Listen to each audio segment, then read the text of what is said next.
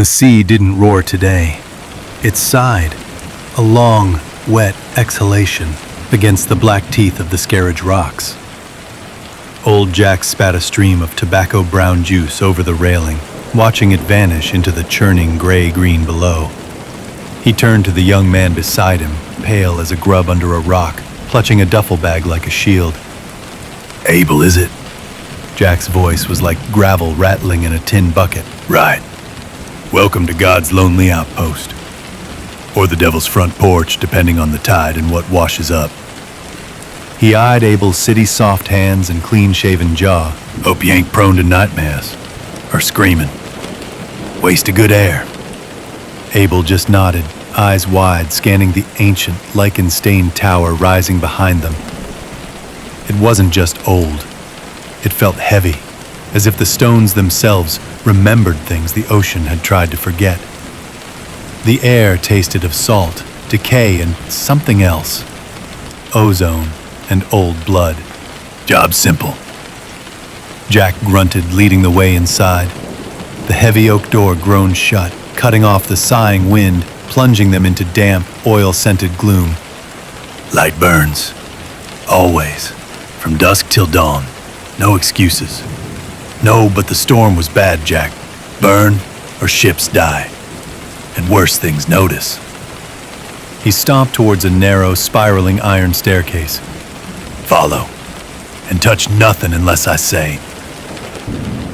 The climb was endless, the air growing colder and thicker with each turn. Strange symbols, worn almost smooth but still unsettling, were scratched into the stone walls at irregular intervals. Jack pointed with a gnarled finger. "See that? That ain't graffiti from bored sailors. That's 'keep away.' Writ in a language older than your granddaddy's bones. Don't smudge it. Don't ask what it keeps away." Abel's knuckles whitened on the railing. At the lamp room, Jack gestured to the colossal multi-prismed Fresnel lens. "Pride of the 1850s. Beast to clean, worst to calibrate. Oil reservoir below. Check it thrice daily. Sump pump in the basement groans like a damned soul. Ignore it unless it stops. Then you pray." He lit a foul-smelling pipe. "Now, the real job. Seeing as you ain't run screaming yet." He led Abel back down, stopping at a landing where a thick, salt-rimed window overlooked a jagged tidal pool far below. The water within churned unnaturally, thick and iridescent. "Tide pools," Jack stated. "Avoid 'em after sunset, especially this one. Things crawl out. Not crabs, things with too many legs and eyes where eyes shouldn't be. Step in the wrong puddle and you'll feel a bite that ain't no urchin." He pointed to a heavy coil of rope and a long boat hook nearby. "For if you do get stupid, or if something gets in, hook it, rope it, heave it back. Don't look too close." Dinner was boiled potatoes, salt pork, and silence thick enough to choke on. Jack slurped his coffee. "Sun's down. Listen." The mournful wail of the fog bell began its regular rhythmic clang. Bell keeps the worst of the fog at bay, mostly, but it also calls. Sometimes something answers. He sprinkled a line of coarse salt across the windowsill. Salt, iron filings in the door jambs, keeps the clingy ones out, the ones that whisper through the keyholes trying to sound like your mama. He saw Abel flinch. "Good. You felt that. Means you ain't completely deaf to it yet." Days bled into weeks. Jack drilled Abel relentlessly, trimming wicks, polishing lenses, checking oil levels, reciting the unspoken rules. Never whistle at night. Never answer a voice calling your name from the rocks. Always pour the first cup of coffee onto the hearthstone. Libation for the hearth brownie, though he's a surly bastard. Abel absorbed it all in terrified silence, his eyes growing hollow, his movements becoming more automatic, more like Jack's. One moonless night, the sighing sea became a furious roar. The tower trembled. The fog bell's clang was swallowed by a deeper, resonant hum that vibrated in the bones. Jack slammed the shutters closed, his face grim in the guttering lamplight. "Deep singer," he rasped. "Big one. Ignore the hum. It'll try to pull your thoughts out through your ears. Focus on the light. Check the gears." As Abel wrestled with a stiff gear lever, a different sound sliced through the storm. A voice, impossibly beautiful and heartbreakingly sad, weaving around the bell's clang and the deep hum. It sang of home, of warmth, of love lost. Abel froze, a look of desperate longing washing over his face. He took a step towards the shuttered window. "Abel!" Jack's roar was a physical blow. He lunged, not at Abel, but at a small, battered sea chest. He flung it open, grabbed a fistful of wax earplugs, and shoved them into Abel's hands. "In! Now! That ain't your sweetheart, boy. That's the drownin' siren. She'll have you walking off the rocks, smilin'." He jammed plugs into his own ears, the world becoming muffled, the siren's song fading to a maddening blow. He pointed furiously at the light's mechanism. Abel, trembling violently, jammed the plugs in and turned back to the gears, tears streaming down his face as the phantom song clawed at the edges of his blocked hearing. Later, during a lull, Jack found Abel staring at the salt line on the main door. It was disturbed. Footprints, small and bare, human-like but with 2 long toes, led into the tower from the salt barrier, then vanished halfway across the floor. Abel looked at Jack, eyes wide with a new kind of terror. Jack sighed, the sound like rocks grinding. Skinless man. Nasty bugger. Gets in sometimes despite the salt.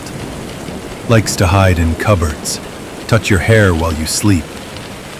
He picked up a heavy salt-crusted iron poker from beside the hearth. Check every shadow, every corner. If you see him, gray, glistening, no skin, just raw. Don't scream. Just swing. Hard. Aim for the head. He hates iron. He handed Abel a smaller poker. Go on. Check the pantry. I'll take the coal bunker. The worst was the quiet tide.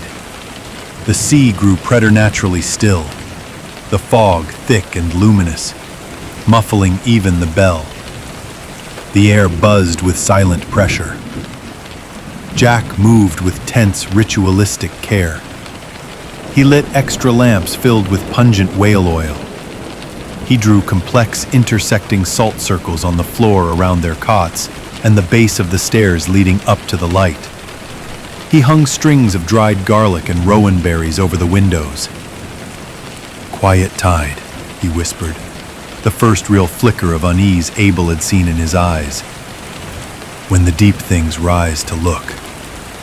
Don't look back, Abel. Whatever you do, don't look out the windows. Keep your eyes on the floor, the walls, the lamp flame. They see through your eyes. They like what they see. He handed Abel a strip of dark, heavy cloth. Blindfold yourself if you have to. Just don't look. Huddled inside a salt circle, Abel clutched his poker. Outside the thick glass, vast, impossible shadows moved through the glowing fog. Shapes that defied angles, that seemed to stretch into dimensions the lighthouse shouldn't be able to contain. A low subsonic thrumming vibrated the stone, making their teeth ache. Jack sat rigid, eyes fixed on the dancing flame of a lantern within their circle, his knuckles white on his own poker. Just part of the job, lad, he muttered, more to himself than Abel. Just another Tuesday. Keep the light burning. They get bored. Eventually.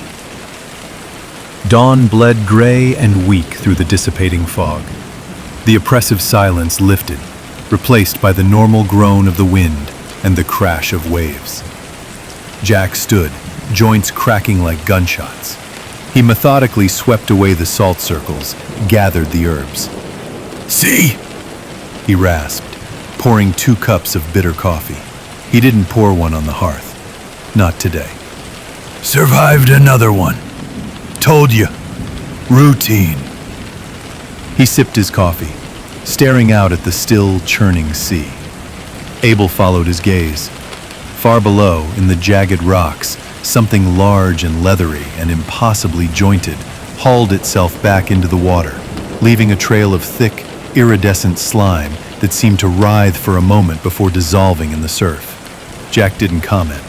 He just took another sip, his eyes, old and weary and utterly unsurprised, fixed on the horizon where the next night and the next horror patiently waited. Abel looked down at his own coffee, then out at the slime-slick rocks. He didn't scream. He didn't even tremble anymore. He just picked up the oil can. The light needed checking. The salt line needed replenishing. There was work to do. The sea sighed, a long, wet sound, and the ancient stones of the lighthouse seemed to lean in, listening. The job, after all, was simple. Survive. Keep the light burning. The sea held its breath. Not a sigh, not a roar, but a complete suffocating stillness. Abel, now leaner and etched with the same wary lines as the lighthouse stones, felt the wrongness deep in his marrow. Months of salt lines, iron filings, and surviving skinless men in cupboards hadn't prepared him for this silence. The water had retreated further than any low tide Jack had ever grumbled about, exposing vast, glistening stretches of seabed choked with kelp forests that writhed sluggishly, like dying serpents. The air tasted metallic, thick with the stench of exposed rot and ozone. Old Jack stood at the main door, his usual stoic mask shattered. His face was parchment white beneath the weathering, his eyes wide with a terror Abel had never imagined possible in the old man. He wasn't just scared, he was panicked. The third tide, Jack whispered, the words rasping like dry leaves. God's teeth. It's the silence before the third tide. He whirled from the door, nearly tripping over his own boots in his haste. Decades. Only twice before. He stumbled towards a section of the damp stone wall, fingers scrabbling at a seemingly seamless section. With a grunt of effort, he pried loose a heavy, flat stone, revealing a cavity stacked with leather-bound journals, their pages swollen and stained with salt and time. Marrow's log. Finch's. Where is it? Where is it? Abel watched, a cold dread solidifying in his gut.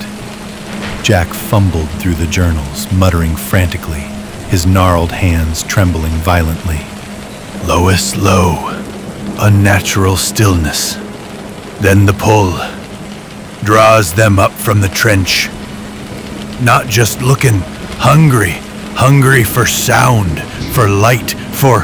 He trailed off, coughing, a wet, ragged sound. He clutched his chest, his face contorting in agony. Abel. The salt. Triple lines. Iron shavings. Not just door jambs. Windowsills, too. Every aperture. He gasped, leaning heavily against the wall, the forgotten journal slipping from his grasp to the floor with a thud. Jack? Abel's voice, unused for months, was a rusty croak. He rushed forward as the old man slid down the wall, clutching his chest, his breathing shallow and rapid. His eyes rolled back for a terrifying second before focusing with immense effort on Abel. Listen, boy. Jack wheezed, each word a struggle. The third tide. It comes slow, then fast. Pulls everything. Water, air, thoughts, creates vacuum. Then they rise, not shadows, solid, drawn to noise, light, life force. Finch, he rang the fog bell. Big mistake. Shattered the glass. Pulled him out. Jack coughed again, a fleck of blood appearing at the corner of his lips. Procedure in Marrow's, page 47. Blood, quiet light, appeasement, gotta distract. His eyes fluttered shut, his body going frighteningly limp, though his chest still rose and fell with ragged, shallow breaths. Panic threatened to consume Abel. The anchor, the unflappable old Jack, was down. The silence pressed in, heavier than ever. Outside, the exposed kelp forest began to writhe more violently, as if something massive stirred beneath the distant, receded waterline. A low, subsonic thrum began to vibrate the very foundations, making Abel's teeth ache. It was starting. He snatched up the journal Jack had dropped. Marrow's log, 1843 to 1867. His hands shook as he flipped brittle pages filled with cramped, spidery writing and unsettling diagrams. Page 47. The ink was faded, the page stained dark. Sketches of multi-limbed horrors rising from a seabed. Instructions. When the breath stills and the deep draws back. 1. Triple salt and iron. Seal the tower as a vessel, not a beacon. 2. Douse all lamps save the primary. Dim the lens. 3. Quiet light. Render the beacon's heart silent. Blood of the keeper upon the central prism, not sacrifice. Signature. Claiming. Marking territory. 4. Offerings at the water's new edge. Fresh blood. Beast preferred, man in extremity, salted meat, bright metal, scatter at lowest point. 5. Silence absolute, speak not, move not, breathe soft, wait. They feed on the pull, not the tower, if appeased and unprovoked. Beast preferred. There were no beasts, only Abel and the unconscious Jack, man in extremity. The phrase chilled him. Jack was extremity. Abel moved with a frantic, silent precision born of months of drilled routine. He grabbed sacks of salt and the jar of iron filings. He triple-lined every door, every window frame, every crack he could find, his movements swift and desperate. He climbed the tower, his heart hammering against his ribs. He dampened the wicks of the secondary lamps inside the lamp room until only the primary beam remained, its light now a muted, ghostly glow through the dimmed lens. The vast Fresnel apparatus loomed over him. Blood of the keeper. Signature. Not sacrifice. He drew his skinning knife, the tool Jack had insisted he carry. With a grimace, he sliced his palm deeply, wincing at the sharp pain. He pressed his bleeding hand firmly against the cold, central prism of the lens. His blood smeared and pooled on the glass, obscuring a portion of the beam, turning the light a faint, unsettling crimson where it passed through. Claiming, marking territory. He raced back down. Jack lay unmoving, pale as death. Abel grabbed the salt pork from their meager stores, a handful of tarnished brass fittings from the workshop, and his knife again. He looked at Jack's still form. Man in extremity. He couldn't. Not Jack. He sliced his own forearm this time, deeper, catching the blood in a small tin bowl. He mixed it with coarse salt, creating a grim paste. He scooped up the salt pork and metal. Outside, the silence was deafening. The thrumming intensified, vibrating up through his boots. Far out on the exposed seabed, the kelp parted. Something immense and dark, glistening with a wetness that wasn't water, began to breach the muck. Not one thing, many things. Shapes that defied description, hauling themselves towards the light, drawn by the unnatural vacuum of the third tide. Abel didn't hesitate. He ran not towards the tower but down, towards the jagged rocks where the water had retreated hundreds of yards. The air felt thin, pulling at him, trying to steal his breath. He reached the lowest, slimiest point, a place usually fathoms deep. He flung the salt pork and brass fittings as far as he could onto the glistening muck. Then, He poured the bowl of his own blood and salt paste onto the stones at his feet, a dark, pungent offering. He turned and ran back, the pull intensifying, making his ears pop painfully. He saw vast, segmented limbs, thicker than lighthouse pillars, churning the distant mud. Eyes the size of cartwheels, cold and depthless, swiveled towards the tower, then towards the offerings. He didn't look back. He slammed the heavy oak door shut, bolting it, leaning against it, gasping, his arm throbbing. Inside, the silence was absolute. He crouched beside Jack, pressing a clean rag to his own bleeding arm, listening with every fiber of his being. The thrumming reached a crescendo, shaking dust from the rafters. The stones themselves seemed to groan under an immense, unseen pressure. He could feel them outside, vast and ancient and ravenous, drawn by the cosmic pull of the tide. Did they pause at the offerings? Did the silent, blood-marked light confuse them? Minutes stretched into an agonizing eternity. The pull lessened slightly. The thrumming began to fade. The crushing silence started to lift, replaced by the distant, terrifying sound of colossal bodies dragging themselves back towards the deep trench, accompanied by a gurgling, sucking roar as the third tide finally rushed back in with terrifying speed, obliterating the exposed seabed in a churning maelstrom. Dawn found the lighthouse battered but standing. Waves crashed normally against the rocks, hiding the horrors below. Inside, the air still hung heavy with the metallic tang of blood and fear. Old Jack groaned, his eyes fluttering open. He saw Abel slumped beside him, pale, a blood-soaked bandage around his forearm, another around his palm. He saw the triple salt lines, the dimmed light filtering through the blood-smeared lens high above. He saw the open journal on the floor beside Marrow's log, his own journal, where Abel had carefully transcribed the vital page, his handwriting shaky but clear. You did it, boy? Jack rasped, his voice weak but filled with awe. You quieted the light? Made the offering? Abel just nodded, exhaustion etched deep into his young face. Jack struggled to sit up, wincing, his hand pressed to his chest. My heart. Old pump finally showed its wear. He looked at Abel's wounds, then at the blood on the lens prism, visible through the stairwell. Your blood. It wasn't a question. Marrow said, man in extremity. You used your own. A complex mix of pride, guilt, and profound weariness crossed Jack's face. You saved this rotten tower, Abel. You saved me. Weeks passed.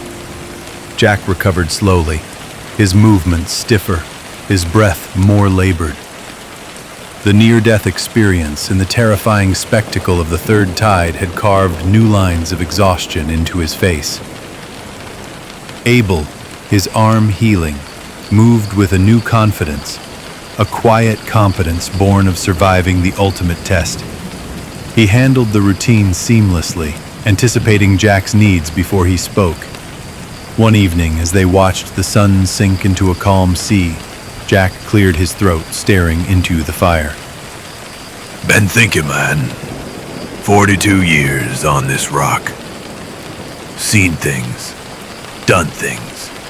Survived things no man should. Lost good men. Nearly lost myself.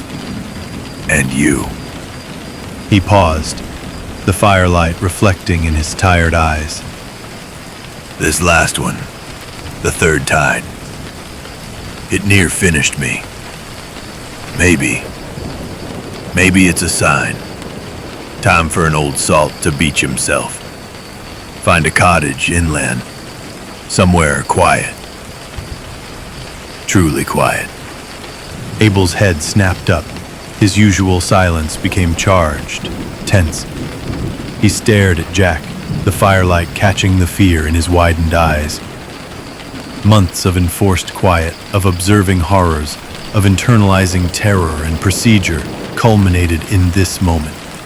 The thought of being alone in the whispering tower, facing the skinless men, the deep singers, the rising shadows, and the impossible terror of the next third tide, without Jack. It was unthinkable.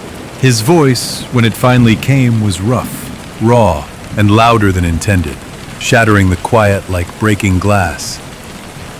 "Don't!" Jack flinched, startled by the sudden sound. He turned, truly looking at Abel for the first time since the ordeal. Abel swallowed hard, the word hanging in the air. He met Jack's gaze, the terror of abandonment stark in his eyes. His voice dropped to a desperate whisper, cracking with emotion. Don't leave me. Don't leave me alone here. The silence that followed was different. Not the suffocating silence of the third tide, but a heavy, fragile thing. Jack stared at the young man, no longer just the new hire, but the one who dragged him back from the edge of the abyss, using his own blood and borrowed wisdom. He saw the raw plea, the terrifying vulnerability beneath the newfound competence. A slow, deep sigh escaped Jack, a sound like waves retreating over stones. He didn't speak for a long moment. Then, a ghost of his old grim smile touched his lips. He reached out, not with words, but with a gnarled hand, resting it heavily on Abel's trembling shoulder.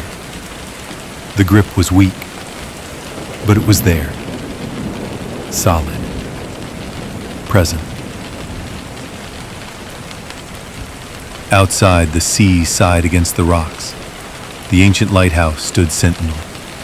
The light, faintly stained crimson at its heart, swept its beam across the darkening water. The job was simple. Survive. Keep the light burning. And for now, at least, they weren't alone.